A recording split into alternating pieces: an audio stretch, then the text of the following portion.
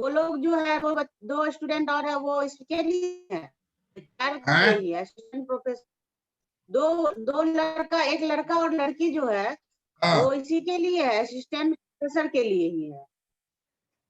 वो लड़की तो थी श्वेता, वो भरे हुई है, नेट क्वालिफाई है क्या? नेट क्वालिफाइड है। लड़का जो है वो बीपीएससी के लिए है।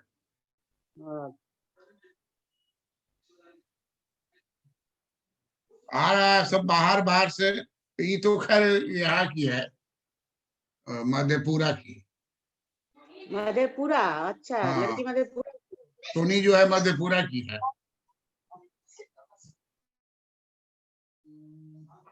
सहरसा नजदीक है ना, जी, मधेपुरा सहरसा। आधा घंटा है, आधा घंटा है। हम लोग का सेंटर वही होता है, मधेपुरा होता है एग्जाम का। लड़की सबको पढ़ना आसान हो गया है, ऑनलाइन में तो आने जाने का बहुत झंझट अच्छा नहीं ना है। सर, हम लोग के लिए ज्यादा आसान हो गया कि बच्चा भी देख लेंगे, घर पे पढ़ लेंगे आराम से online.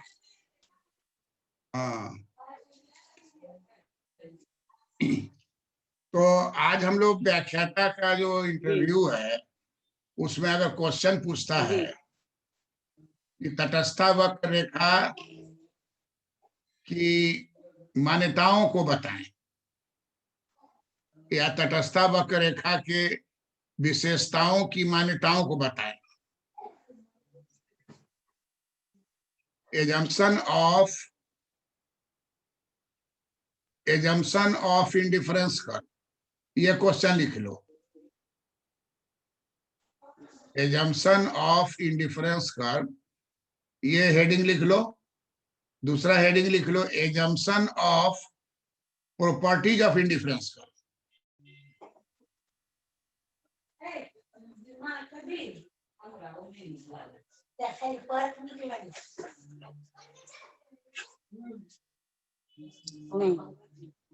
Assumption of properties of indifference curve, या assumption of indifference curve, assumption of indifference curve, जी या assumption of properties of indifference curve. जी इसमें गलती से भी प्रॉपर्टी नहीं बताना है। जी, क्या बताना है इसमें? इसमें एजम्पशन बताना। हाँ, लिखो नंबर 1 एजम्पशन, मान्यताएं। जी, नंबर 1 मानता है नॉन सैटिटी।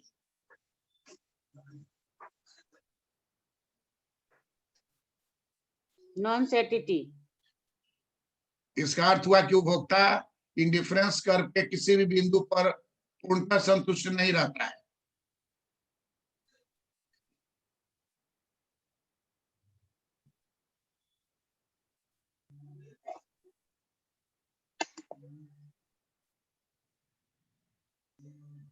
यहाँ से जाओ, पूर्णतः संतुष्ट नहीं रहता है। जाओ यहाँ से, जाओ यहाँ से जाओ। नॉन सैटिटी, इसका मतलब है कि उपभोक्ता किसी भी बिंदु पर इंडिफरेंस करके किसी भी बिंदु पर पूर्णतः संतुष्ट नहीं रहता है। हाँ, मतलब कि हर बिंदु को समान रूप से पसंद करता है, जी, इसलिए किसी एक को पूर्णतः संतुष्ट नहीं बोलेगा, सभी बिंदुओं को समान रूप से पसंद करती है।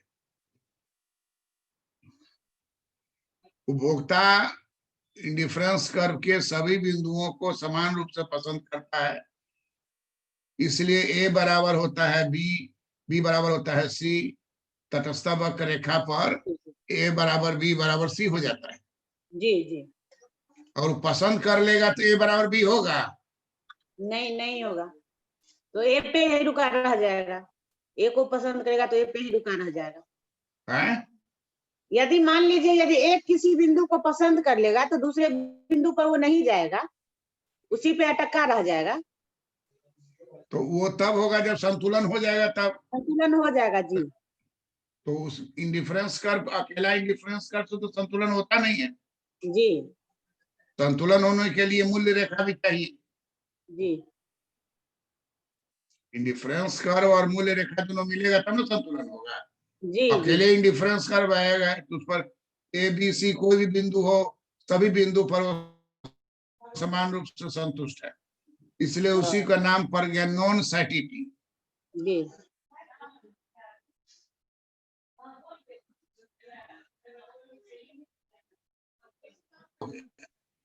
पसंद हमारा कोई एक पर कोई हमारा स्ट्रॉन्ग प्रेफरेंस नहीं है, सबको हम समान रूप से पसंद करते हैं।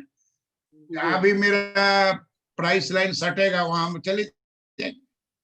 जी प्राइस लाइन जहां भी सटेगा वहां चले जाएंगे। जी सर। क्लियर है बात?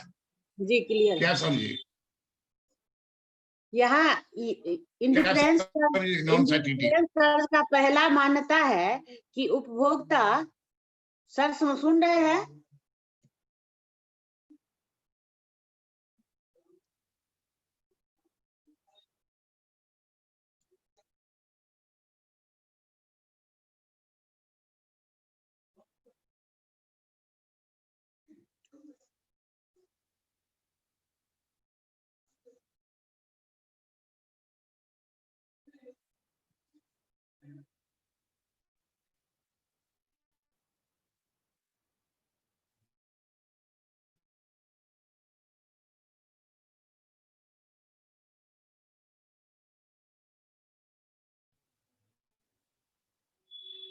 हेलो,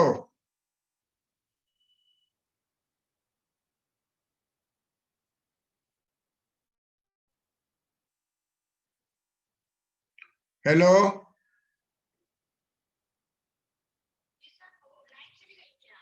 लाइन नहीं आ रहा है?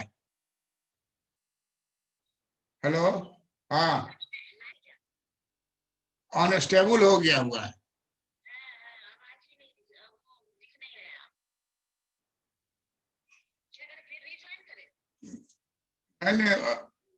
हाँ, हम तो हैं ही स्क्रीन पर।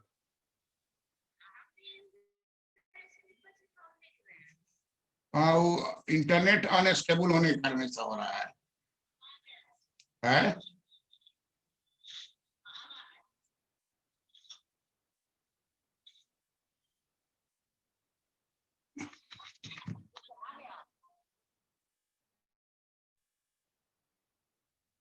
इंडिफरेंस कर्व, इंडिफरेंस कर्व का पहला मान्यता है कि उपभोक्ता विभिन्न बिंदुओं पर समान संतुष्टि की प्राप्त करेगा। किसी भी एक बिंदु पर वो फिक्स नहीं होगा। जहां वो फिक्स होगा वहां उसको संतुलन की प्राप्ति हो जाएगी। लेकिन उपभोक्ता इंडिफरेंस कर्व के विभिन्न बिंदुओं पर समान संतुष्टि का प्राप्त करता है। तो वो एक बिंदु से ए से बी पर, बी से सी पर, फिर सी से डी पर, फिर बी से ए पर, फिर बी से सी से बी पर, इस तरह वो खिसकते रहेगा। ऐसी अवस्था को नॉन सैटिटी कहते हैं, जी पूर्णतः संतुष्ट नहीं होना। ये बोलो लाइन, लाइन बोलो, इसी अवस्था को। इसी अवस्था को नॉन सैटिटी कहते हैं, जिस पर उपभोक्ता को पूर्णतः संतुष्टि नहीं मिलती है। नॉन सैटिटी, नॉन सैटिटी, किसी बिंदु पर उपभोक्ता को पूर्णतः हाँ, संतुष्टि प्राप्ति नहीं होती है, इसी को नॉन सैटिटी कहते हैं। और यही इंडिफरेंस कर्व की मान्यता नंबर 1 है। जी दूसरी मान्यता है कंटिन्यूटी, लगातार, सतत।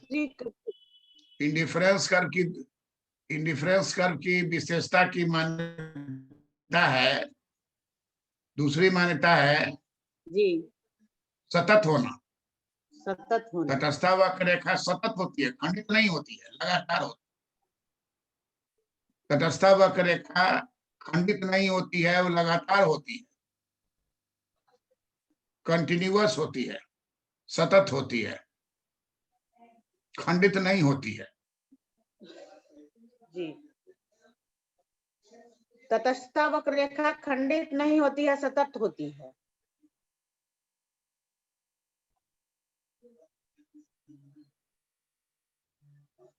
हाँ, ये मान्यता है, जी। किसी भी हाल में वो खंडित नहीं हो सकता। तीसरी मान्यता लिखो,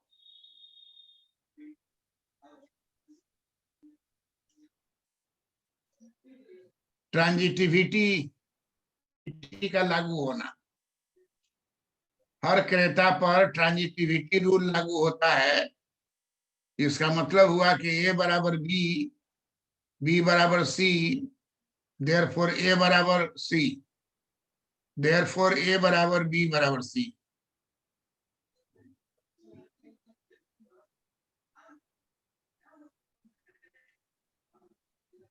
ट्रांजिविटी का लागू होना, हर एक क्रेता पर ट्रांजिविटी लागू होता है। इसका मतलब हुआ, हाँ, इसका मतलब हुआ ए इसका बराबर, मतलब हुआ कि इंडिफरेंस कर है, मान लीजिए ये ए बराबर बी बराबर सी, ये इंडिफरेंस कर्व है। तो rule of transitivity, rule of transitivity क्या है? रूल ऑफ ट्रांजिटिविटी है कि A is equal to B, B is equal to C, therefore A is equal to C, therefore A is equal to B is equal to C. इसी को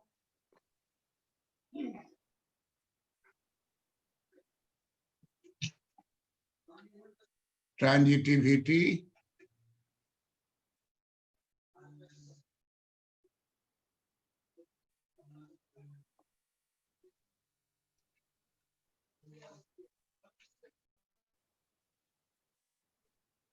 कहते हैं।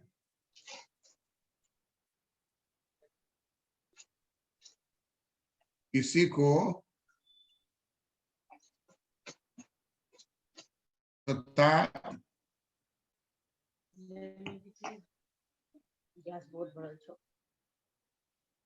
वक्र की मान्यता कहते हैं, कि तटस्थ वक्र रेखा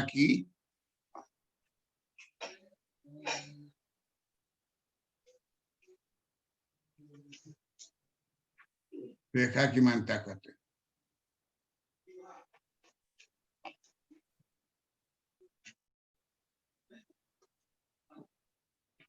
ये y वस्तु है, इधर x वस्तु है।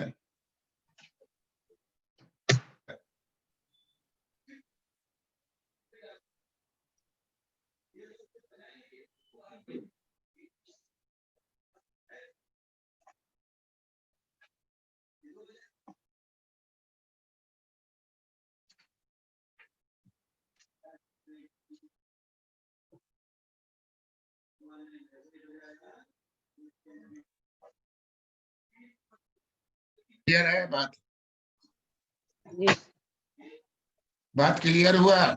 जी, क्लियर हो गया।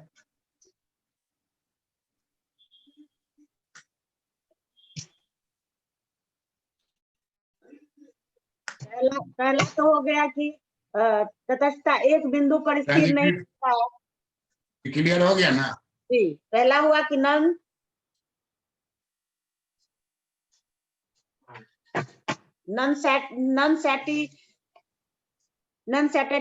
सैटिटी होता है। पहला हुआ कि नन सैटिटी होता है। दूसरा हुआ कि सतत होता है, एक बिंदु पर स्थिर नहीं होता है। और तीसरा हुआ कि ट्रांजिटिविटी का लागू होना। ये ट्रांजिटिविटी जैसे कि ए बराबर बी बराबर सी, ए बराबर सी, ए बराबर बी बराबर सी, ये ट्रांजिटिविटी है।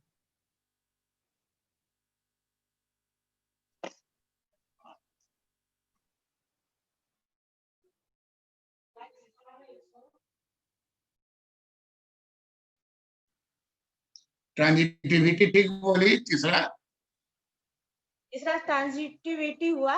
ट्रांजिटिविटी का मतलब हुआ कि तीसरा क्या बोली? तीसरा ट्रांजिटिविटी का लागू होना। हर क्रेता पर ट्रांजिटिविटी लागू होता है। इसका मतलब हुआ कि A बराबर B बराबर C।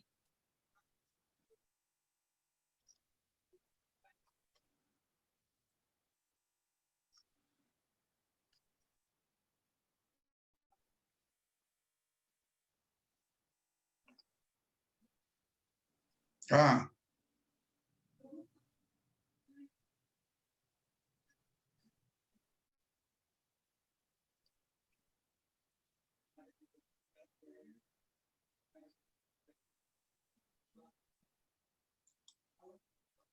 क्या हुआ मतलब? पहला हुआ नन सेटेटी, दूसरा हुआ कंटिन्यूअस और तीसरा हुआ ट्रांजिटिविटी। हाँ, उपभोक्ता पहला हो गया कि उपभोक्ता नन सेटेटी होता है, यानी कि किसी एक बिंदु पर वह स्थिर नहीं रहता है, वह करेक्ट। विभिन्न बिंदु पर जाते रहता है। दूसरा हो गया कंटिन्यूअस, मतलब कि तटस्थता वक्र रेखा खंडित नहीं होता है, वो सतत होता है, किसी भी हाल में वो खंडित नहीं होता है। और तीसरा हो गया ट्रांजिटिविटी।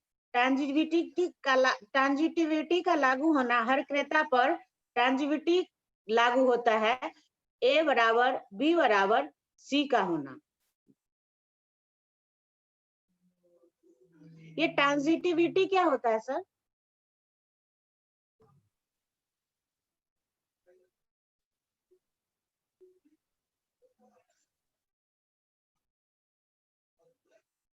सर B बराबर C, तो इसलिए A बराबर C हो जाएगा कि नहीं? A बराबर C हो जाएगा जी सर। शिफ्ट कर जाएगा।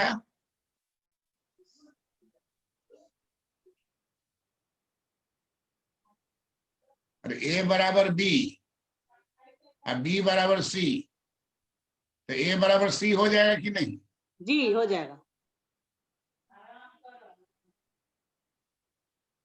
A बराबर B बराबर C है तो A बराबर B भी होगा, A बराबर C भी होगा, B बराबर C होगा।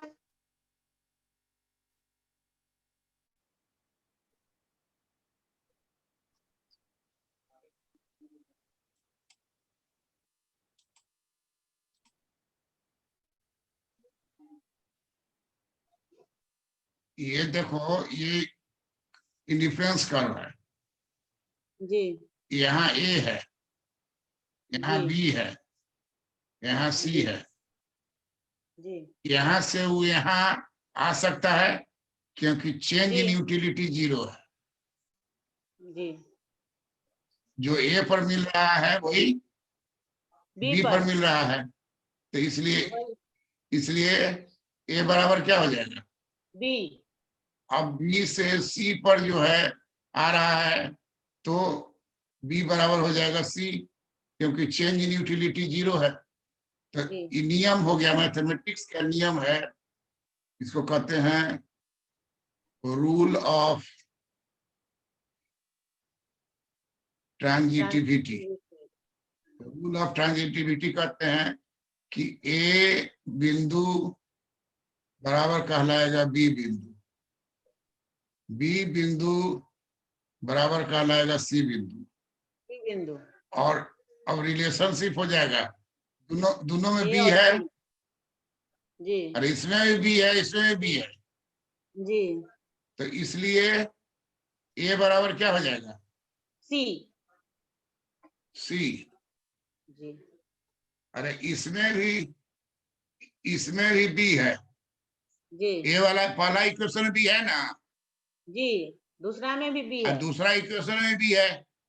जी पहला में बी है, दूसरा में बी है, जी दोनों इक्वेशन का में बी है, तो ए बराबर क्या हो जाएगा? C। हो जाएगा ना? जी A बराबर C हो जाएगा। अरे ए बराबर बी लिखा हुआ है, जी समझ गए आप सर, फिर A लिखा हुआ है बराबर सी C बराबर बराबर लिखा C। हुआ है बी। जी और यहाँ देखो ना, जी देख रहे हैं सर। उलट के लिख दिए हैं, ए बराबर जी बी जी या जी सी बराबर बी। तो इसलिए जी मैथमेटिक्स कहता है कि अब मैथमेटिक्स के हिसाब से ए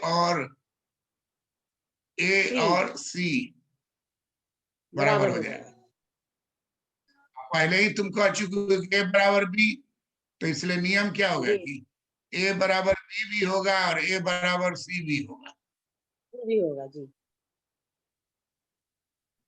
तो रूल क्या हो गया, ए बराबर बी बराबर सी। ये कैसे जी आ गया, तो इसी को कहते हैं जी ट्रांजिटिविटी, ट्रांसफर। ट्रांसफर हो गया, अच्छा ट्रांसफर हो गया। ट्रांजिटिविटी जी रूल के अनुसार कहता है कि ए बराबर होगा बी जी और बी बराबर होगा सी सी। तो देयरफॉर ए ए बराबर क्या हो बराबर जाएगा, सी। ऑलरेडी ए बराबर, सी ऑलरेडी ए बराबर बी कह चुकी हो, और ए जी बराबर बी कह चुके हो ना।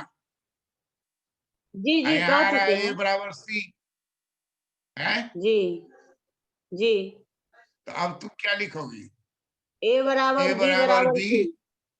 जी और बी बराबर सी। सी जी ए बराबर बी, बी बराबर सी, जी इक्वेशन बन गया। जी ए बराबर बी बराबर सी, इसी को बोलते हैं, को ट्रांजिटिविटी, बोलते रूल ऑफ हैं रूल ट्रांजिटिविटी। Of transitivity.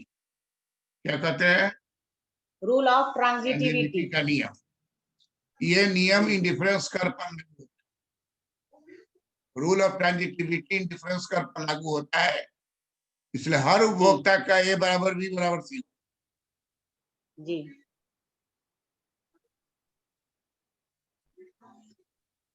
और चौथा नियम क्या है, ह्रासमान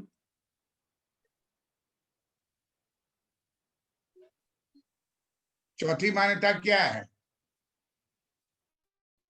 ह्रासमान उत्पत्ति का नियम, सीमांत और उस प्रतिस्थापन नियम। ह्रासमान सीमांत चौथा प्रतिस्थापन दर।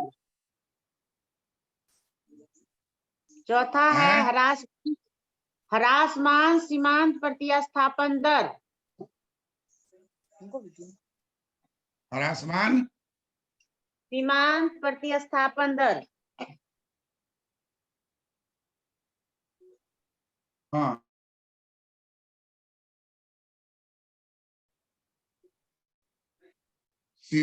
बोर्ड पर देखो, जी सीमांत सीमांत प्रतिस्थापन, सीमांत प्रतिस्थापन दर जी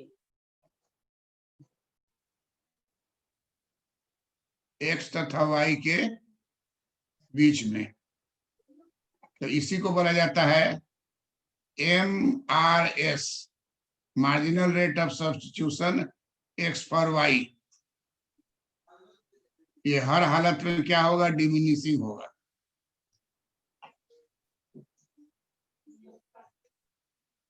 अब तुम जान चुकी हो कि u इज इक्वल टू क्या होता है, function of x and y, y. और du बराबर होता है 0, जी और du बराबर होता है del u by del x dx plus del u by del y dy is equal to 0, del u by del x dx minus del u by del y dy। जी अब del u by del x बटा del u by del y बराबर माइनस dy दाहिने side वाला ले लो और बाएं साइड वाला dx ले लो। यही जो dy बाई dx है, इसी को कहा जाता है ह्रासमान। ह्रासमान सीमांत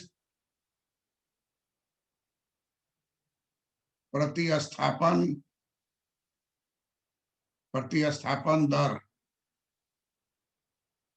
ह्रासमान सीमांत प्रतिस्थापन दर x तथा y वस्तु के बीच।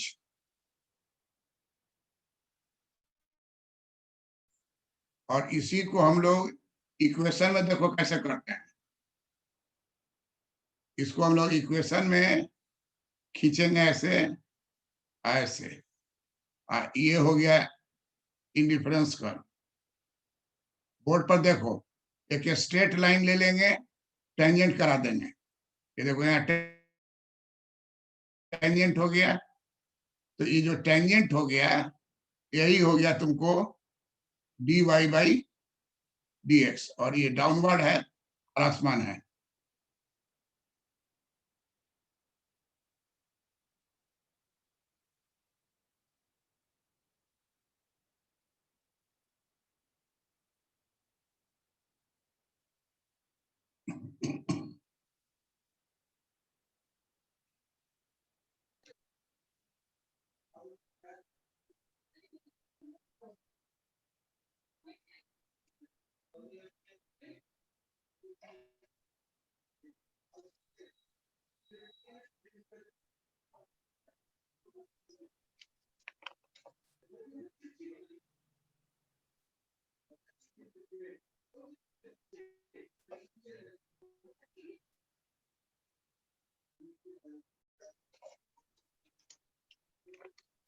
dy बाई dx जो है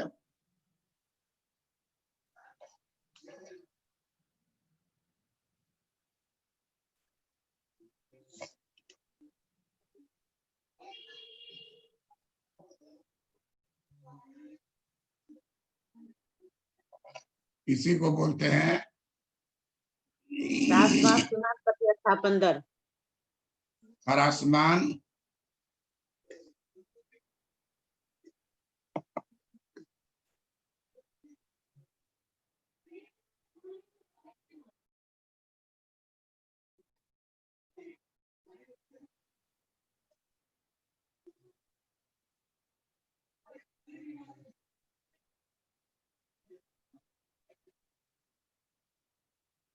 x वस्तु तथा y वस्तु के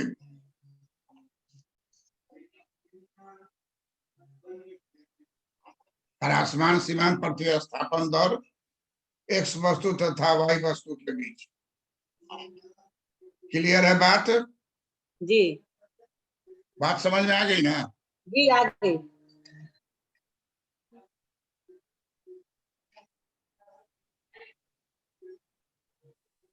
जो y वस्तु है ये x वस्तु। जी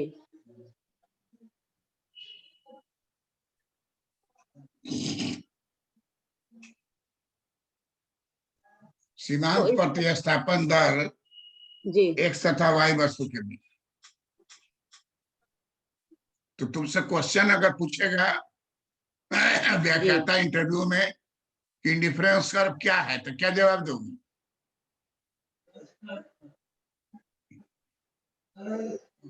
x तथा y दो विभिन्न वस्तुओं पर उपभोक्ता को समान क्या जवाब संतुष्टि दोगे? की प्राप्त।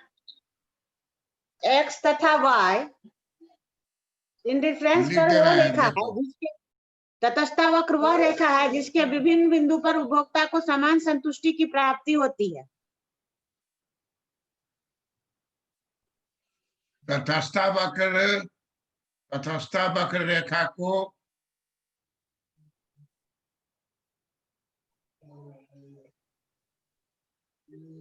फिर से बोलो, ठीक बोल रही हो। तटस्था वक्र वह रेखा है जिसके विभिन्न बिंदुओं पर उपभोक्ता को समान संतुष्टि की प्राप्ति होती है।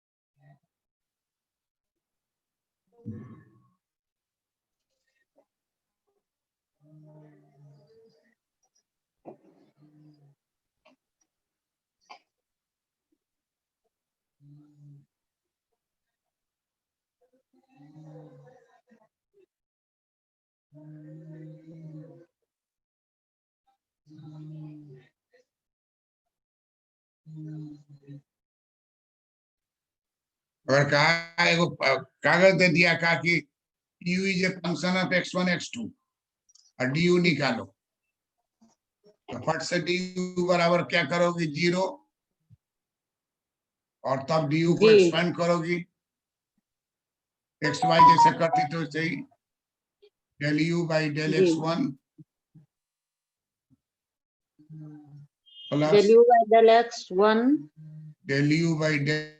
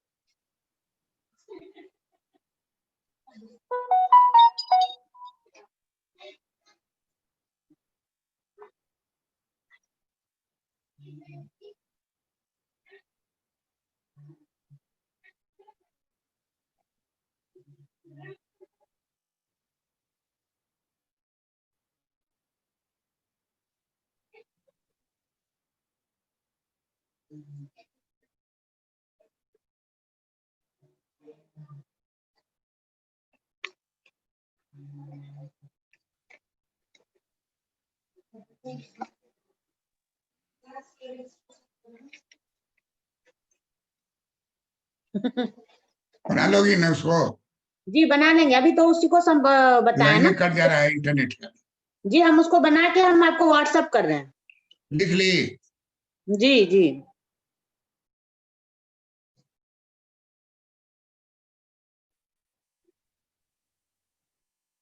हाँ कर लो,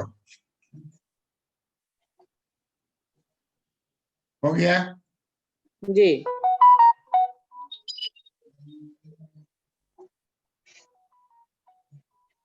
ठीक है, उसको व्हाट्सएप करो।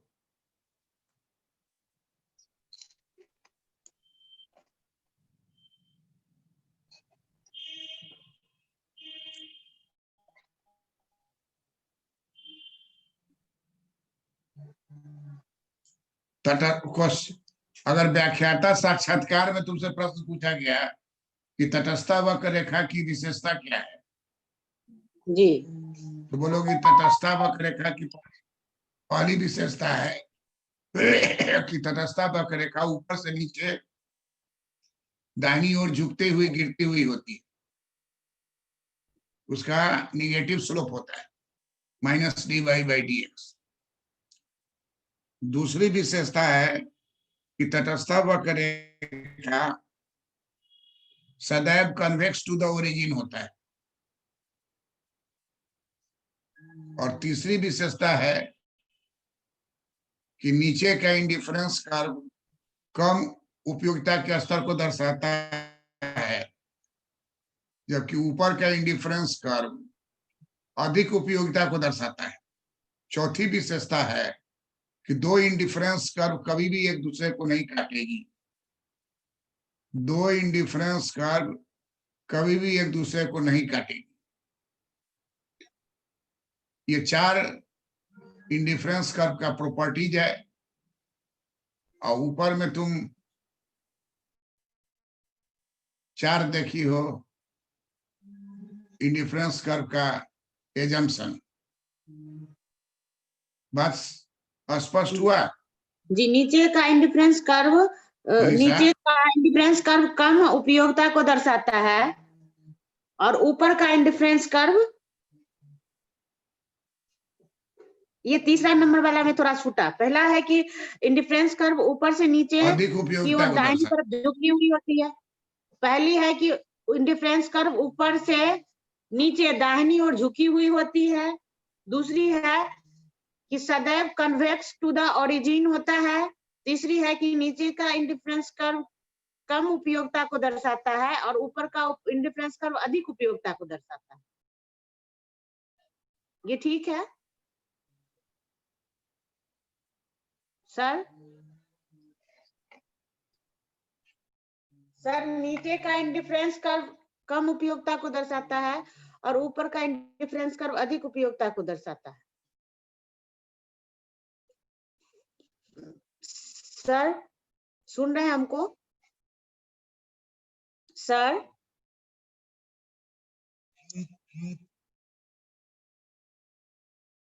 सर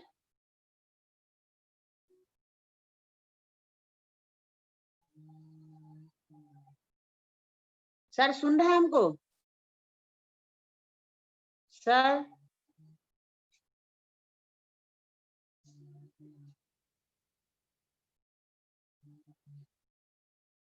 सर सुन रहे हैं हमको?